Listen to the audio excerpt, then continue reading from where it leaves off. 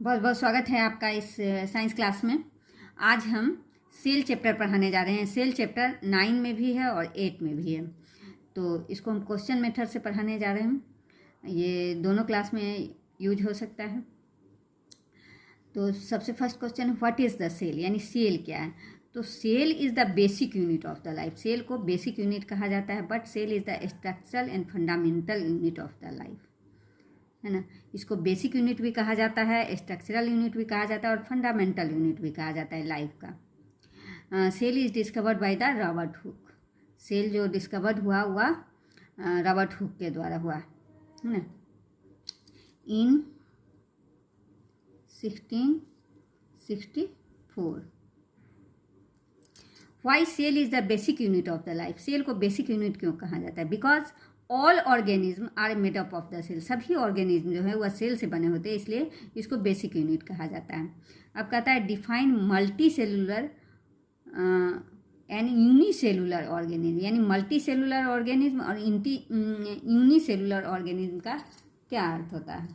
तो unicellular organism, such organism made up of one cell is called unicellular organism. जो एक cell से बना होता है ना, उसको यूनिसेलुलर कहते हैं। जैसे अमीबा हो गया, पैरामीशियम हो गया।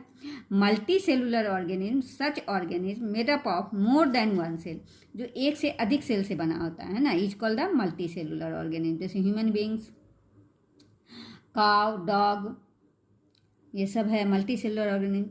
Why cell is the structural and functional unit of the life.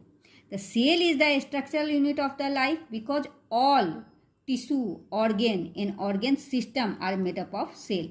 यानी हमारा जो बॉडी है, ऑर्गेनिज्म का जो बॉडी है, वह किससे बना होता है? सेल से बना होता है। और सेल ऑर्गेनाइज होकर ही टिश्यू बनाता है, फिर टिश्यू ऑर्गेन बनाता है, ऑर्गेन ऑर्गेन सिस्टम बनाता है। इस तरह से कोई भी ऑर्गेनिज्म जो है वह बनता है।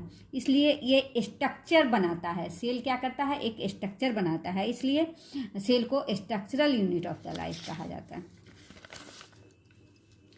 Cell is the functional unit of the life, है ना। इसको फंक्शनल यूनिट क्यों कहा जाता है? बिकॉज ऑल लाइफ फंक्शन, सभी लाइफ फंक्शन जैसे डाइजेशन हुआ, रिस्पिरेशन हुआ, एक्सक्रीशन हुआ, takes place in the organ system, है ना। जैसे डाइजेस्टिव सिस्टम में होता है डाइजेशन, रिस्पिरेटरी सिस्टम में होता है रिस्पिरेशन, एक्सक्रीटरी सिस्टम में होता है एक्सक्रीशन। तो इस तरह से यह एक सिस्टम में होता है और यह लाइफ फंक्शन है ना। तो ये लाइफ फंक्शन जो है वह अगर देखा जाए तो ये जो ऑर्गन सिस्टम है, जो डाइजेस्टिव सिस्टम है, एक्सक्रीटरी सिस्टम है, रिस्पिरेटरी सिस्टम, वो सब सेल से ही बने होते हैं, है ना। टिश्यू से बना होता है, ऑर्गन से बना होता है। तो एक्चुअली क्या होता है कि ये जो लाइफ फंक्शन है वह सेल में ही होता है, इसलिए इसको फंक्शनल यूनिट भी कहा जाता है। अब कहा जाता है हाउ सेल इज डिस्कवर्ड। तो शुरू में सेल का डिस्कवर्ड कैसे किया गया था, किस तरह से पता चला रॉबर्ट हुक को कि ये सेल है। तो Robert Hooke discovered the cell in 1665 when a piece of cork of bark is placed under a microscope, है ना। वो क्या किया, एक छाल, ट्री का छाल होता है, उसका एक बारीक पीस को माइक्रोस्कोप के नीचे रखा, है ना। और क्या देखा, ही absorb the structure of the honey comb, है ना। वह मधुमक्खी के छत्ते जैसा रचना को एब्जॉर्ब किया, है ना, देखा। Which are made up of many compartment, जो बहुत छोटे छोटे कंपार्टमेंट से बने होते हैं। Each compartment is called the cell, और उसको उसके प्रत्येक कंपार्टमेंट को वह सेल कहा, है ना। तो इस तरह से वह खोज किया। कैसे खोज किया? रॉबर्ट हुक जो है वह ट्री का जो छाल होता है उसका एक पतला थीन पीस लेकर उसको माइक्रोस्कोप के नीचे रखा, और जब माइक्रोस्कोप के नीचे रखकर वह देखा तो दिखाई पड़ा मधुमक्खी के छत्ता जैसा छोटा छोटा, यहाँ पर आप फिगर में देखेंगे छोटा छोटा रचना। उसके प्रत्येक सेल को वह क्या कहा? कंपार्टमेंट कहा, और बाद में वह सेल कहलाया। सेल मीन्स होता है कोठरी। यहाँ फिगर दिया हुआ है। How cell is classified. अब सेल को कितने भागों में बांटा गया है? तो वहाँ पर आप देखिए कि ऑर्गेनिज्म ही सेल के आधार पर यूनिसेलुलर है, ये मल्टी सेलुलर है। अब यहाँ स्ट्रक्चर के आधार पर इसको बांटा गया है, प्रोकैरियोटिक एंड यूकैरियोटिक। या 8 में भी पूछेगा और 9th में भी पूछेगा क्वेश्चन, तो इसको हम आगे बताए हैं। उसके बाद है cell is classified in 2 type. Cell on the basis of organism के आधार पर, यानी प्लांट और एनिमल के आधार पर भी इसको 2 भाग में बांटा गया है ना, प्लांट सेल और एनिमल सेल। तो ये दोनों में भी डिफरेंस होता है और प्रोकैरियोटिक और यूकैरियोटिक में भी अंतर होता है। अब यहाँ है प्रोकैरियोटिक सेल। प्रोकैरियोटिक सेल किसको कहा जाता है? Prokaryotic cell is undeveloped cell. यह अविकसित सेल होता है। Nucleus is not found, nucleus इसमें नहीं पाया जाता है। Nuclear membrane is not found, nuclear membrane भी नहीं पाया जाता है। All organelle and genetic material have no membrane.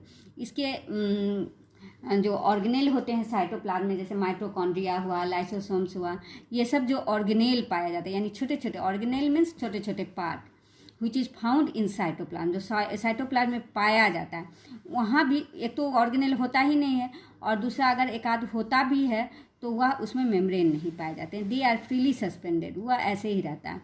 Only 1 chromosomes is found, और केवल एक ही क्रोमोसोम्स जो है वह पाया जाता है। और ये छोटे छोटे ऑर्गेनिज्म में होते हैं, काफ़ी स्मॉल ऑर्गेनिज्म में पाए जाते हैं, जैसे बैक्टीरिया वगैरह, वायरस वगैरह में प्रोकैरियोटिक सेल होता है। यूकैरियोटिक सेल क्या है? Eukaryotic cell true nucleus is found, इसमें ट्रू न्यूक्लियस पाया जाता है। Nuclear membrane is found, nuclear membrane पाया जाता है। All organelle are covered by the membrane, जितने भी ऑर्गेन जो साइटोप्लाज्म में पाए जाते हैं, माइटोकॉन्ड्रिया, लाइसोसोम्स, इंडोप्लाज्मिक रेटिकुलम, वह सभी मेम्ब्रेन से घिरा हुआ रहता है। More than 1 chromosomes is found, और एक से अधिक क्रोमोसोम्स इसमें पाए जाते हैं। यहाँ पर फिगर भी दिखाया गया, प्रोकैरियोटिक सेल है और यह यूकैरियोटिक सेल है ना। प्रोकैरियोटिक सेल में जैसे बैक्टीरिया को आप देख सकते हैं या वायरस में, और यूकैरियोटिक सेल तो जितना भी डेवलप्ड ऑर्गेनिज्म है वो सब में पता चलता है। अब difference of the plant cell and animal cell, इसमें क्या डिफरेंस है? तो सबसे पहले तो हम इसके स्ट्रक्चर को समझेंगे। प्लांट सेल, तो plant cell consist of the cell wall, plasma membrane, cytoplasm and nucleus. तो एनिमल सेल भी इसी से बना होता है, plasma membrane, cytoplasm and nucleus. लेकिन प्लांट सेल में ये सेल वॉल जो है वह आउटर कवरिंग होता है ना।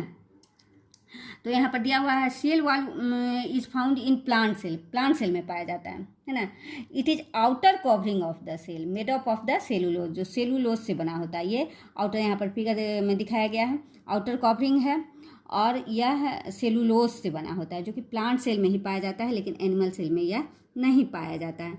प्लाज्मा मेम्ब्रेन जो है, यहाँ प्लाज्मा मेम्ब्रेन प्लांट सेल में भी पाया जाता है और एनिमल सेल में भी पाया जाता है। साइटोप्लाज्म भी प्लांट सेल में पाया जाता है, एनिमल सेल में पाया जाता है, न्यूक्लियस भी पाया जाता है ना। तो ये सब जो है वह पाया जाता है। अब है प्लाज्मा मेम्ब्रेन। प्लाज्मा मेम्ब्रेन क्या होता है? In animal cell plasma membrane is outer covering structure, है ना। एनिमल सेल में यह आउटर कवरिंग स्ट्रक्चर होता है, लेकिन प्लांट सेल में क्या होता है? प्लांट सेल में यह बिलो द सेल वॉल के नीचे होता है। सबसे आउटर कवरिंग उसमें सेल वॉल होता है, उसके बाद प्लाज्मा मेम्ब्रेन होता है।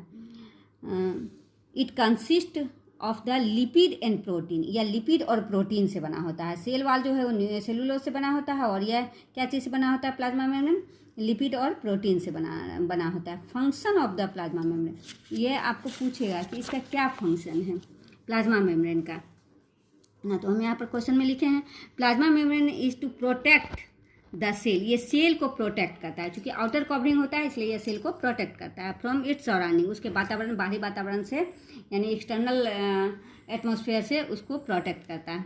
Plasma membrane provides structure support to the cell, एक स्ट्रक्चर प्लाज्मा मेम्ब्रेन देता है सेल को सपोर्ट करने के लिए। और सबसे मोस्ट क्वेश्चन है 9th के लिए है, 8 अगर नहीं भी लिखेंगे तो कोई दिक्कत नहीं है, लेकिन 9th में ये क्वेश्चन पूछा जाता है कि why the plasma membrane is selective permeability, है ना, परमेबल मेम्ब्रेन।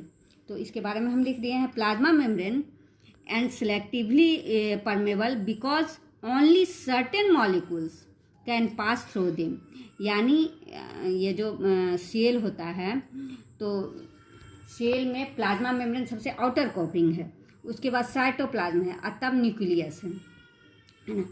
तो यहाँ जो मॉलिक्यूल्स, प्लाज्मा मेम्ब्रेन सबसे बाहरी परत होता है, बाहरी लेयर होता है।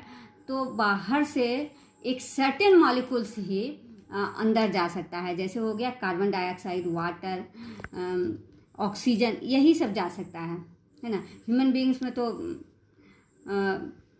नहीं जाता है सेल के द्वारा, लेकिन प्लांट में या कार्बन डाइऑक्साइड, ऑक्सीजन, वाटर, यह सब प्लाज्मा मेम्ब्रेन के द्वारा ही जाता है। उसके बाद आ गया cytoplasm. Cytoplasm is a thin solution, है ना, on that fills each cell is enclosed by the cell membrane.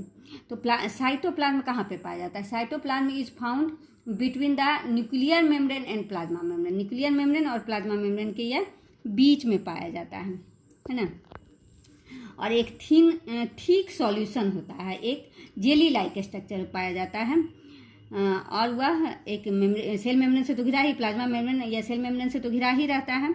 और there are following organelle are found in cytoplasm. और इसमें बहुत सारे जो ऑर्गेनेल है इसमें पाया जाता है, mitochondria, Golgi body, lysosome, endoplasmic reticulum, chloroplast and vacuoles. तो आपको 8th क्लास में माइटोकॉन्ड्रिया पढ़ना है, उसके बाद लाइसोसोम्स पढ़ना है, और क्लोरोप्लास्ट पढ़ना है, और वैक्यूल्स पढ़ना है, बस इतना ही पढ़ना है। 9th में ये सारा चीज़ पढ़ना है। तो आज हम यहीं तक रहने देते हैं, अगला वीडियो में फिर हम आपको बनाएंगे। धन्यवाद। चैनल को सब्सक्राइब कीजिए और लाइक कीजिए।